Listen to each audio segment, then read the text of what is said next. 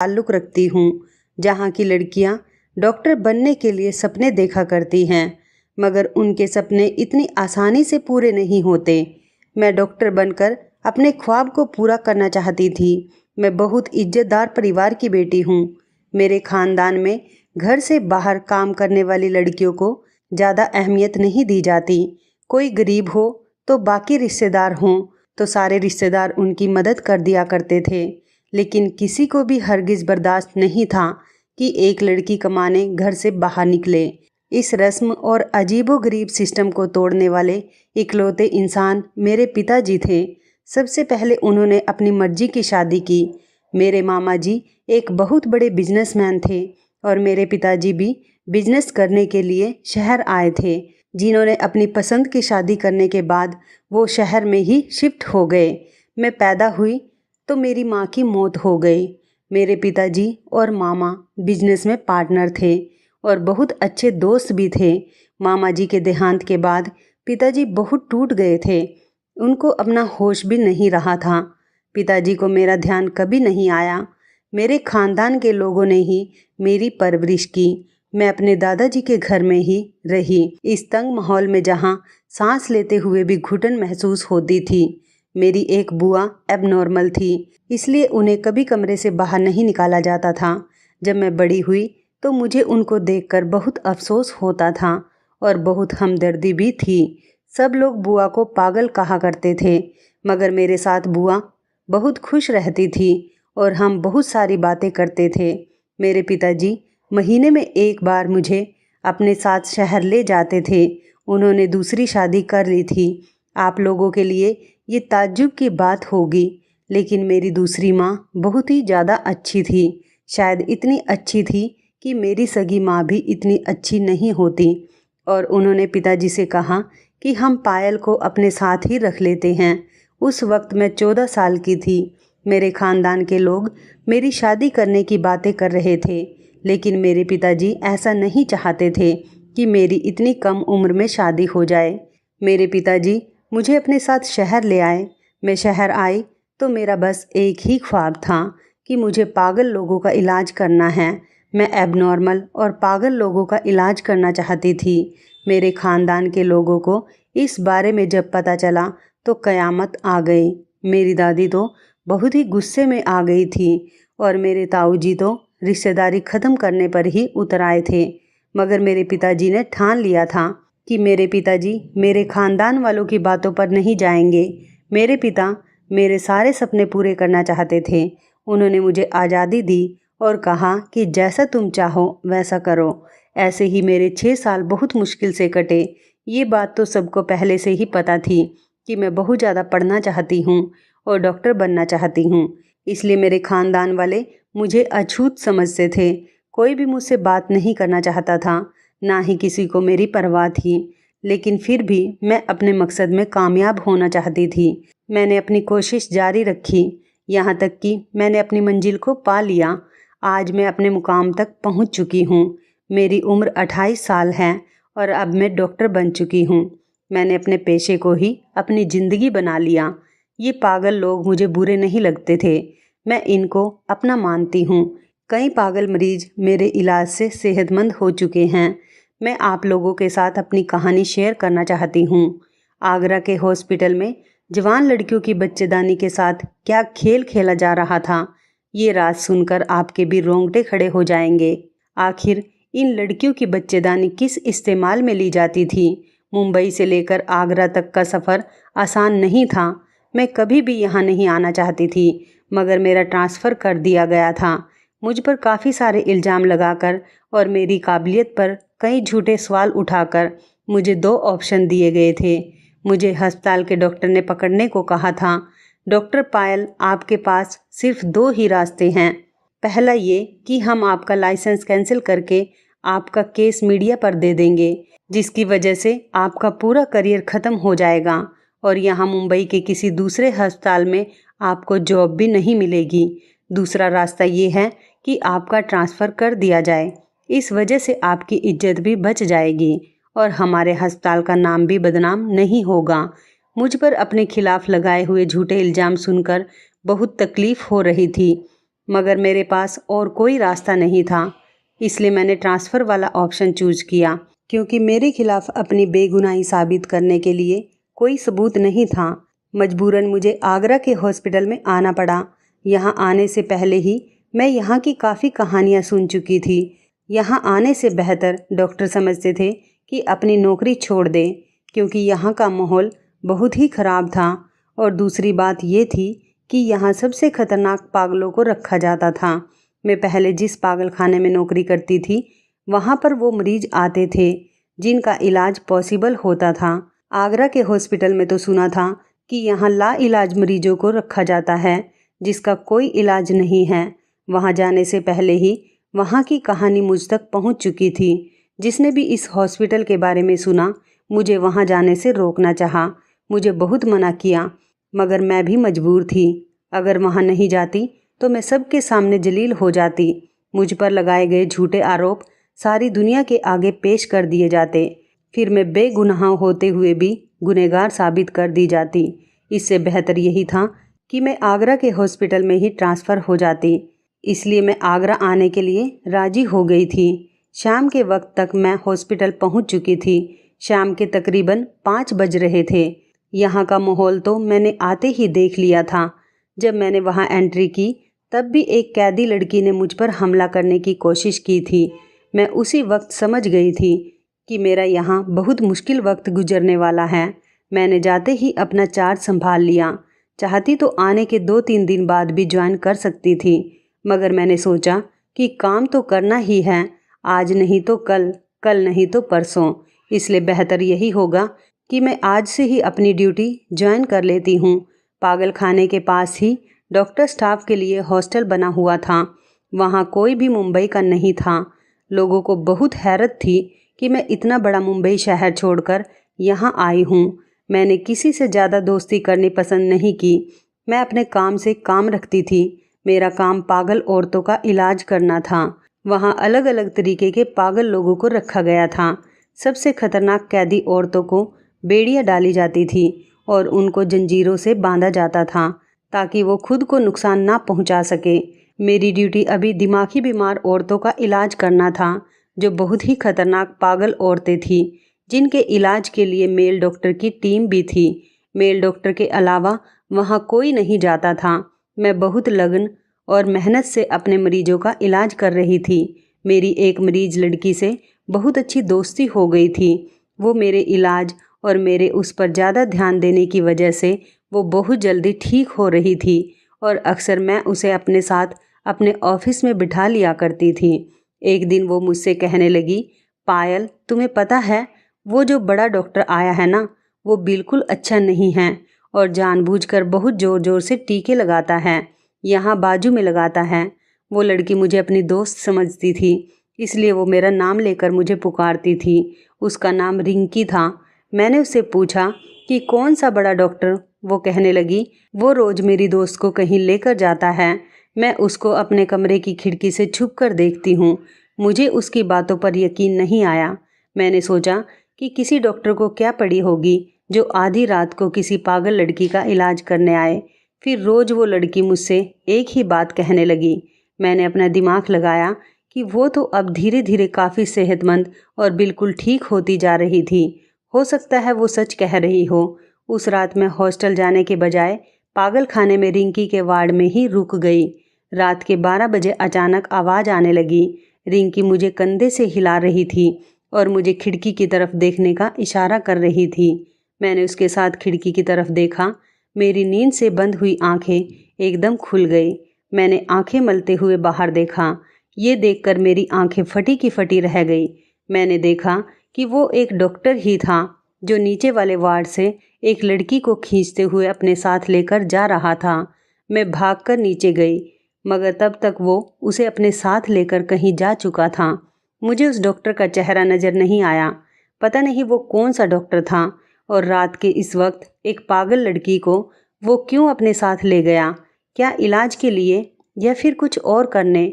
मैं दूसरी तरफ नहीं सोचना चाहती थी, लेकिन जो हालात मेरे सामने थे वो इसी तरफ इशारा कर रहे थे। न जाने ये खेल कब से चल रहा था। बेचारी रिंकी तो मुझे रोज़ बताती थी, मगर मैं उसकी बात मानती नहीं थी। सबसे बड़ी बात तो ये थी कि एक डॉक्टर ही अपने मरीज का फ़ायदा उठा रहा था। अगले दिन मैं जानबूझकर फिर से रिंकी के वार्ड में रुक गई, लेकिन इस बार जो लड़की थी वो कल वाली नहीं, कोई और लड़की थी और दो डॉक्टर उसे खदेड़ते हुए अपने साथ ले जा रहे थे। हैरत की बात तो ये थी कि वो लड़की कुछ कह नहीं रही थी और चुपचाप उन लोगों के साथ जा रही थी। वो लड़की शोर क्यों नहीं मचा रही थी? फिर मुझे ख्याल आया कि वो लड़की शोर कैसे मचा सकती है? वो बेचारी तो पागल है, उसे अपना क्या होश होगा। मैं भागकर नीचे गई और उन डॉक्टर्स के सामने जाकर खड़ी हो गई। मैंने डॉक्टर से कहा, रात के इस वक्त आप लोग इस लड़की को कहाँ लेकर जा रहे हैं? वो दोनों मुझे देखकर घबरा गए। डॉक्टर शुक्ला, जो कि सीनियर डॉक्टर थे, वो कहने लगे कि हम डॉक्टर हैं तो इलाज के लिए ही लेकर जाएंगे ना। वो मेरे सामने उस लड़की को अपने साथ लेके चले गए। वो सीनियर डॉक्टर थे, इसलिए मैं उनको देखकर चुप हो गई। कई रातों तक ये सिलसिला ऐसे ही चलता रहा। मैं यही देखती कि वही सीनियर डॉक्टर अपने साथ एक डॉक्टर को लाता और अपने साथ किसी न किसी पागल औरत को ले जाता। ना ही मैं उन लोगों को रोक सकती थी और ना ही वो डॉक्टर उन्हें रोक सकती थी जो रात की ड्यूटी पर होती थी। मैंने उस डॉक्टर से कहा कि तुम इन्हें जाने क्यों देती हो? तो वो कहने लगी कि मैं कैसे रोकूं, वो सीनियर डॉक्टर शुक्ला हैं, उनके आगे बोलने की या रोकने की हिम्मत कोई नहीं कर सकता। मैंने पूछा, अच्छा ठीक है, तुम्हें ये तो पता होगा कि रात के इस वक्त ये क्या हो रहा है, ये लोग क्या करते हैं? मगर उस डॉक्टर को भी कुछ नहीं पता था, लेकिन मैं तो शक में पड़ चुकी थी। आखिर ऐसा कौन सा इलाज है जो रात के इस वक्त होता है? मैंने वार्डन को बताया तो उन पर मेरी शिकायत का कोई असर नहीं हुआ और कहा गया कि डॉक्टर शुक्ला का इलाज करने का अपना तरीका है, इसमें हम कुछ नहीं कर सकते। किसी को कोई फिक्र नहीं थी कि वो लड़की बहुत ज़्यादा पागल थी, लेकिन उस लड़की की भी अपनी कोई इज्जत थी। ऐसे कैसे कोई भी उसे बाजू पकड़कर ले जाएगा?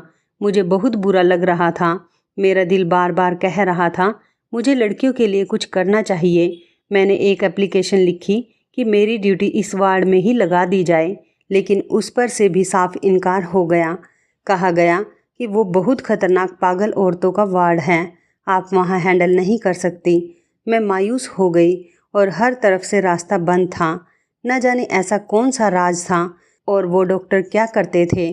कोई भी मेरी बात सुनने और समझने को तैयार नहीं था। मैंने फैसला किया कि जिन लड़कियों को मैंने उस डॉक्टर को ले जाते हुए देखा है, क्यों ना उन लड़कियों का टेस्ट किया जाए, क्योंकि वो लड़कियां तो खुद कुछ बताने के काबिल नहीं थी। उनका टेस्ट हो जाता तो दूध का दूध और पानी का पानी हो जाता और पता चल जाता कि उनके साथ कुछ गलत हो रहा है या नहीं। मैं दोबारा रात को उस वार्ड में गई और वहाँ की डॉक्टर को सब कुछ बता दिया। डॉक्टर कहने लगी कि तुम उन बड़े लोगों से इन पागल लड़कियों की खातिर क्यों पंगा मोल ले रही हो? मैंने कहा कि मैं पागलों की डॉक्टर हूँ तो उन्हीं के बारे में सोचूंगी ना। फिर मैंने लड़कियों का टेस्ट करने के लिए उनको अपने रूम में बुलाया। जैसे ही मैंने उनका टेस्ट करने के लिए उनके कपड़े हटाए, यह देखकर तो मैं हैरान रह गई थी कि उस लड़की के पेट पर टाँके लगे हुए थे, जैसे कोई ऑपरेशन हुआ हो। फिर मैंने दूसरी लड़की को बुलाया और उन सारी लड़कियों को बुलाया जिनको डॉक्टर शुक्ला अपने साथ लेकर जाते थे। उन सब लड़कियों के पेट के ऑपरेशन हुए थे और बाकी की लड़कियां बिल्कुल ठीक थी। मैं तो देखकर चौंक गई थी कि आखिर डॉक्टर शुक्ला ये किस किस्म का इलाज कर रहे हैं? आखिर पेट का ऑपरेशन क्यों? मैंने 2-3 लड़कियों का और चेकअप किया और उनके कुछ टेस्ट भी करवाए। जब टेस्ट की रिपोर्ट आ गई तो रिपोर्ट देखकर मेरे कदमों तले से ज़मीन निकल गई। रिपोर्ट के मुताबिक उनके शरीर से बच्चेदानी गायब थी। मैंने बाकी लड़कियों के भी टेस्ट करवाए और यही बात सामने आई। अब तो मैं सही मायने में चकरा के रह गई थी। डॉक्टर शुक्ला और उनकी टीम ने हैरान कर दिया। आखिर उन मासूम लड़कियों के साथ कैसा जुल्म किया था? मैंने सोचा सबूत तो मेरे पास ही हैं। मैं अस्पताल के हेड के पास जाकर उनको इन डॉक्टर्स की सारी सच्चाई बताती हूँ। डॉक्टर शुक्ला इन बेचारी लड़कियों के साथ कितना बड़ा जुल्म कर रहे हैं। मैं बहुत जोश और उम्मीद के साथ उठी, लेकिन फिर आधे रास्ते में ही रुक गई। मुझे ख्याल आया कि पहले मैं ये तो मालूम कर लूँ कि वो सब लड़कियों की बच्चेदानी निकाल कर किस मकसद से इस्तेमाल कर रहे थे। मैं चुप रह गई। अब मुझे इस बारे में मालूम करना था। मुझे ऐसा महसूस हो रहा था कि अस्पताल का आधे से ज़्यादा स्टाफ इस बारे में ज़रूर जानता है। ऐसा मुझे लड़कियों का टेस्ट करवाने के बाद पता चला था। उन सब ने मुझे रोकने की बहुत कोशिश की थी ताकि मैं इस मामले से दूर रहूं। वो बड़े डॉक्टर हैं और यहाँ काफ़ी सालों से काम कर रहे हैं। उन लोगों से टक्कर लेना मतलब इस अस्पताल से अपनी नौकरी से हाथ धो लेना था। इसी वजह से कोई भी मुंह खोलने के लिए तैयार नहीं था। अब जो भी करना था वो मुझे खुद करना था। अगले दिन अस्पताल में एक नई लड़की को लाया गया। उस लड़की को देखकर मेरे होश उड़ गए, क्योंकि उस लड़की को मैं जानती थी और बहुत ही अच्छे से जानती थी। उस लड़की को देखकर मुझे सब कुछ याद आने लगा। वो एक न्यूज़ रिपोर्टर थी जो पहले मेरा इंटरव्यू ले चुकी थी। उस लड़की को मैं अपनी कहानी सुना चुकी थी। उस लड़की के जाने के बाद मैंने अपने आज के काम का जायज़ा लिया। मुझे राउंड पर भी जाना था। मैं जैसे ही अपने कमरे से बाहर निकली तो वही रिपोर्टर मुझे सामने से आती हुई दिखाई दी। कहने लगी, मैम, मुझे आपसे कुछ ज़रूरी बात करनी है। मैंने कहा, हाँ बोलो, क्या बात है। उसने पीछे मुड़कर देखा और कहने लगी, यहाँ नहीं और कहीं बात करते हैं, ऐसे नहीं कर सकते। आप मुझे अपना फ़ोन नंबर दे दीजिए, मैं आपसे फ़ोन पर बात कर लूँगी। उसका अंदाज़ देखकर मैं कुछ चौंक सी गई थी और उसे अपना फ़ोन नंबर दे दिया। वो लड़की मुझे थैंक यू कहकर भाग गई। मुझे अभी इस अस्पताल में आए ज़्यादा दिन नहीं हुए थे और मेरी लगन और काबिलियत के बिना पर जल्द ही मुझे इस अस्पताल का इंचार्ज बना दिया गया था। मैं काफ़ी दिनों से इस बात को नोट कर रही थी कि अस्पताल में कुछ तो गलत ज़रूर हो रहा है। मेरा शक मुझे बार बार इशारे दे रहा था कि मेरे खिलाफ कुछ खिचड़ी पक रही है।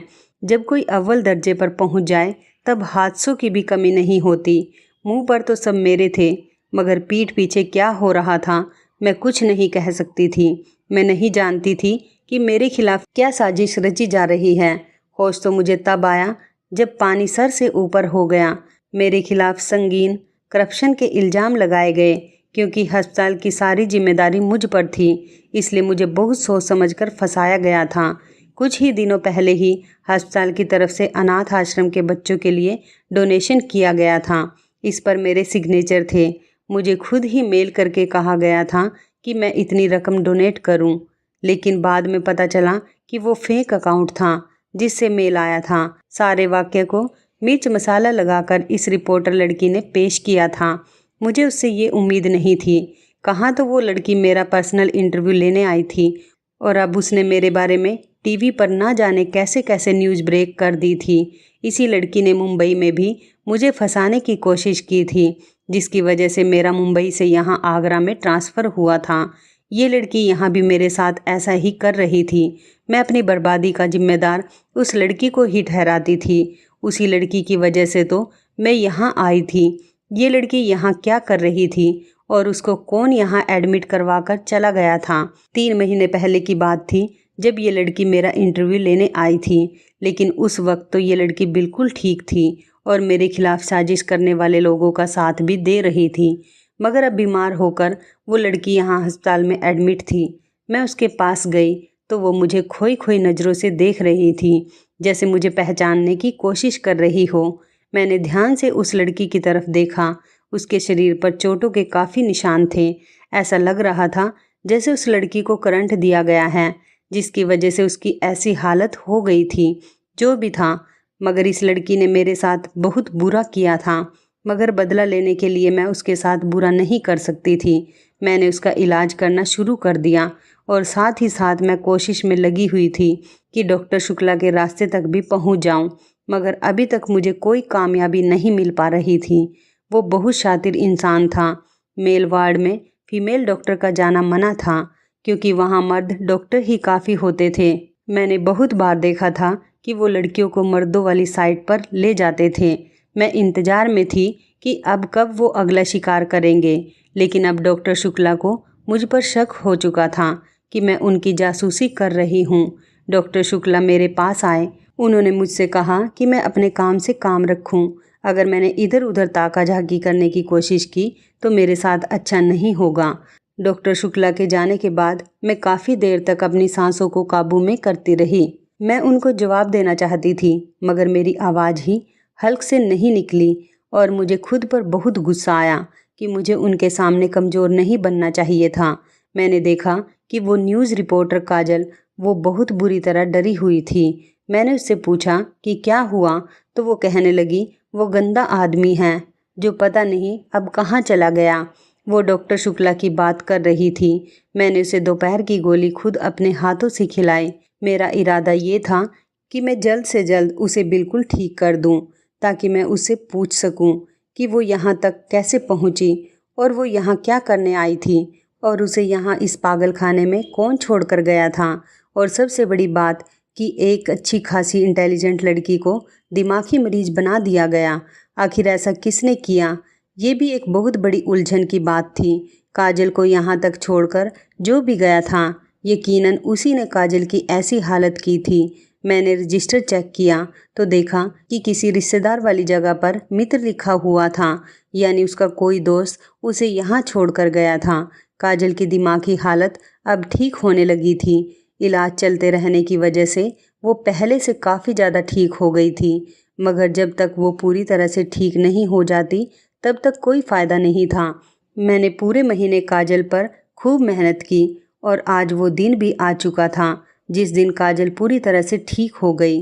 मैंने काजल से पूछा कि तुम यहाँ पर कैसे? तो वो कहने लगी कि मैंने आपके साथ बुरा किया था, इसलिए मुझे मेरे किए की सज़ा मिल गई।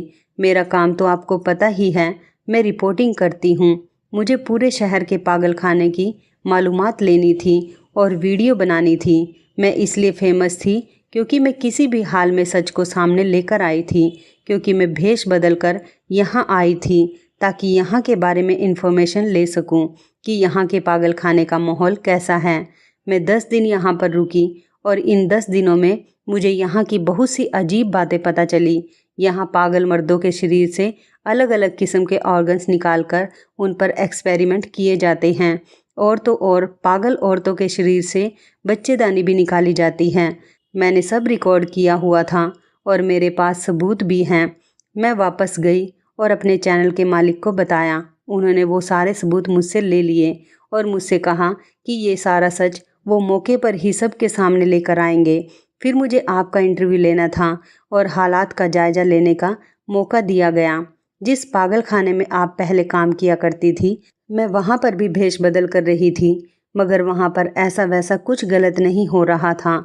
उस समय मैं आपको यहाँ के बारे में भी बताना चाहती थी, इसलिए आपका नंबर लिया। मैंने चैनल वालों को सब बता दिया था, मगर ये क्या, मैं तो दंग रह गई।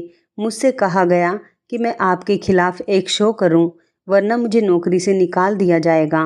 मैंने अपनी नौकरी बचाने की खातिर आप पर झूठे इल्ज़ाम लगा दिए। मैंने जो कुछ भी किया अपने चैनल वालों के कहने में आकर किया था।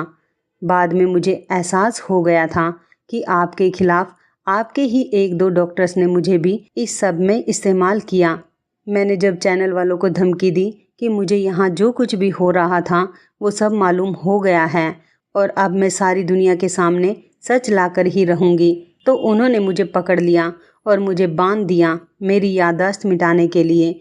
वो लोग रोज़ मुझे करंट दिया करते थे और यहाँ पर मुझे मेरा पति ही छोड़ कर गया है। मेरा पति मुझे यहाँ पैसों के लालच में छोड़ गया। मेरा नसीब अच्छा था या मेरी खुशकिस्मती थी कि यहाँ पर मुझे आप जैसी डॉक्टर मिली जिसने मुझे पहले की तरह बिल्कुल ठीक कर दिया। काजल की कहानी सुनकर मुझे बहुत दुख हुआ। मैंने उसे बताया कि मैं आजकल डॉक्टर शुक्ला के पीछे हूँ।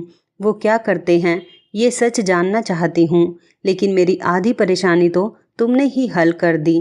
तुमने मुझे बता दिया यहाँ पर क्या होता है, लेकिन अभी यह पता नहीं चल पाया है कि वो बच्चेदानी निकाल कर क्या करते हैं। काजल मुझसे कहने लगी कि अगर आप चाहें तो इसमें मैं भी आपकी मदद कर सकती हूँ। मैंने कहा तुम क्या करोगी? कहने लगी मैं तो पागल हूँ और पागल तो कुछ भी कर सकते हैं। मैं डॉक्टर शुक्ला के पीछे चली जाऊँगी और सब कुछ पता करके चली आऊँगी, लेकिन इसमें रिस्क और ख़तरा बहुत था। मैं काजल की जान को खतरे में नहीं डाल सकती थी, चाहे कुछ भी हो जाए, क्योंकि काजल पहले भी काफ़ी नुकसान उठा चुकी थी। अब मैं ऐसा कुछ नहीं चाहती थी। अब मेरे पास एक और बहुत अच्छा प्लान था। उसी आइडिया के अकॉर्डिंग चलकर सारी सच्चाई हमें मालूम हो सकती थी। मैं अगले दिन मार्केट गई और मैंने एक बटन कैमरा खरीदा और वो कैमरा लाकर मैंने काजल को दे दिया और उसे उस वार्ड में भेज दिया जहां डॉक्टर शुक्ला को राउंड लगाना था। काजल बहुत खूबसूरत और जवान लड़की थी। मुझे पूरी उम्मीद थी कि वो काजल की तरफ ध्यान जरूर देंगे। जैसे ही रात हुई मैंने देखा कि डॉक्टर शुक्ला अपने साथ दूसरे डॉक्टर के वार्ड में चले गए। थोड़ी देर बाद जब वो बाहर निकले तो उनके साथ काजल थी। मेरा यकीन सच में बदल गया था। अब आगे की कार्रवाई मुझे करनी थी। मैं भागकर डॉक्टर के पास गई और काजल का हाथ छुड़वा कर कहा, आप लोग जो भी करते हैं अपने मरीजों के साथ करिए। ये मेरी मरीज हैं, वार्ड 6 की पेशेंट। आप लोग अब इसको अपना शिकार नहीं बना सकते। मेरे इस तरह बोलने पर डॉक्टर शुक्ला का चेहरा गुस्से से लाल हो गया। वो दोनों खाली हाथ वहाँ से गए थे। मैंने काजल से पूछा, काम हो गया? उसने कहा, हाँ जी हो गया। मैंने दोनों डॉक्टर के कोट की जेब पर कैमरा फिट कर दिया है। मैंने काजल को शाबाशी दी और हम दोनों मेरे ऑफिस में आकर बैठ गए और मोबाइल पर लाइव वीडियो देखने लगे कि अब डॉक्टर शुक्ला क्या कर रहे हैं। डॉक्टर शुक्ला ने अपनी लेबोरेटरी में जाते ही झटके से टेबल पर हाथ मारा और दूसरे डॉक्टर से कहा, वो डॉक्टर इतने दिनों से हमारा रास्ता रोक रही है, इसका तो कुछ करना ही होगा। इससे पहले कि वो हमारी असलियत तक पहुँचे हमें उसका कांटा साफ करना पड़ेगा। मैं अपने बारे में ये प्लानिंग सुनकर हंस पड़ी। अभी उनको मेरे बारे में पता नहीं था। उसी वक्त एक और डॉक्टर कमरे में आए। उसके साथ एक बेहोश लड़की थी जिसे उन्होंने टेबल पर लिटा दिया। आज शायद वो इस बेचारी की बच्चेदानी निकालने वाले थे। मेरा दिल चाहा कि भागकर उसके पास जाऊं और उस लड़की को बचा लूं, मगर सबूत बनने के लिए ये ज़रूरी था कि मैं चुपचाप ये रिकॉर्डिंग होने दूं। उन्होंने उस लड़की के शरीर से बच्चेदानी निकालकर एक प्लास्टिक की थैली में डालकर उसे पैक कर लिया। उसके बाद उसके शरीर पर टाँके लगा दिए और लड़की को वहाँ से भेज दिया। ये सब मेरे पास रिकॉर्ड हो चुका था और ये सबूत उस डॉक्टर शुक्ला को जेल भिजवाने के लिए काफ़ी था। बाकी की बातें तो अरेस्ट होने के बाद वो खुद पुलिस को बता देता। मैंने अगले दिन सारे सबूत पुलिस को देने के बजाय सोशल मीडिया पर अपलोड कर दिए। उससे पहले मेरे दिमाग में ख्याल आ गया था कि अगर पुलिस भी इन लोगों के साथ मिली हुई होगी और उन लोगों ने भी मेरे सारे सबूत जाया कर दिए तो क्या होगा। इसलिए मैंने सोशल मीडिया पर सारे सबूत डाल दिए। एक तूफान सा मच गया था। पुलिस पर दबाव बढ़ गया। आखिरकार पुलिस को इन सब डॉक्टर को गिरफ्तार करना ही पड़ा। डॉक्टर शुक्ला ने पुलिस को जो बयान दिए थे, वो जो भी एक्सपेरिमेंट करना चाह रहा था, वो ट्रांसजेंडर के अंदर बच्चेदानी प्लांट करके बच्चों की पैदाइश करवाने के तरीकों पर रिसर्च कर रहा था। उसने काफ़ी ट्रांसजेंडर के अंदर उन लड़कियों से निकाली गई बच्चेदानी प्लांट की थी और आर्टिफिशियल बर्थ के तरीके का रिवाज देना चाहता था। उसके अलावा जो औरत बांझ होती ये किसी भी वजह से अपनी बच्चेदानी खो देती थी, ये भारी रकम लेकर ऑपरेशन करके उनमें बच्चेदानी प्लांट कर देते थे। अभी इन सब चीज़ों पर रिसर्च चल ही रही थी कि वह सब मेरी नज़रों में आ गए। मैं उनके पीछे पड़ गई और सारी कहानी जानने की खातिर उनको ट्रैप किया। इसके अलावा काजल ने जो सबूत कुछ महीने पहले इकट्ठे किए थे उसने वो भी सोशल मीडिया पर डाल दिए। साथ ही अपने चैनल वालों पर भी मुकदमा कर दिया। काजल ने एक वीडियो बयान देकर मेरी बेगुनाही को भी साबित कर दिया। उन डॉक्टर को अदालत ने सज़ा दे दी थी और उनका लाइसेंस कैंसिल कर दिया गया। मेरी सच्चाई पता चलने पर मुंबई में मुझे दोबारा अपना चार्ज संभालने का ऑफ़र मिल गया, मगर मैं अब यहीं रहना चाहती थी। यहाँ का माहौल ख़राब नहीं करना चाहती थी और उसे ठीक करने के लिए यहाँ मुझ जैसी डॉक्टर की काफ़ी ज़रूरत थी। मैं यहाँ पर काफ़ी लगन और मेहनत से काम करती हूँ। ज़्यादा से ज़्यादा पागलों को ठीक करने की कोशिश करती हूँ ताकि वो भी हम तुम जैसी ज़िंदगी जी सके। तो इस कहानी के बारे में आपकी क्या राय है, कमेंट करके ज़रूर बताइएगा। दोस्तों, आपको हमारी ये मज़ेदार कहानी कैसी लगी, आप हमें कमेंट बॉक्स में ज़रूर बताएं। यदि आपके पास भी ऐसी कोई प्यारी सी कहानी है या फिर ऐसी कोई कहानी जिससे कुछ शिक्षा मिले तो आप हमारे साथ उसको ज़रूर शेयर करें। दोस्तों, यदि आपको हमारी ये वीडियो अच्छी लगे तो आप हमारी इस वीडियो को लाइक शेयर ज़रूर करें और ऐसी ही दिल को छू लेने वाली प्रेरणादायक कहानियाँ सुनने के लिए हमारे चैनल को भी सब्सक्राइब करें। यदि आप हमें फेसबुक पर देख रहे हैं तो आप हमारे फेसबुक पेज को लाइक और फॉलो ज़रूर करें। तो दोस्तों, फिर मिलते हैं ऐसी ही ज़बरदस्त कहानी या टिप्स के साथ नई वीडियो में। तब तक के लिए धन्यवाद। आप सभी अपना ख्याल रखना। आपका दिन शुभ व मंगलमय हो।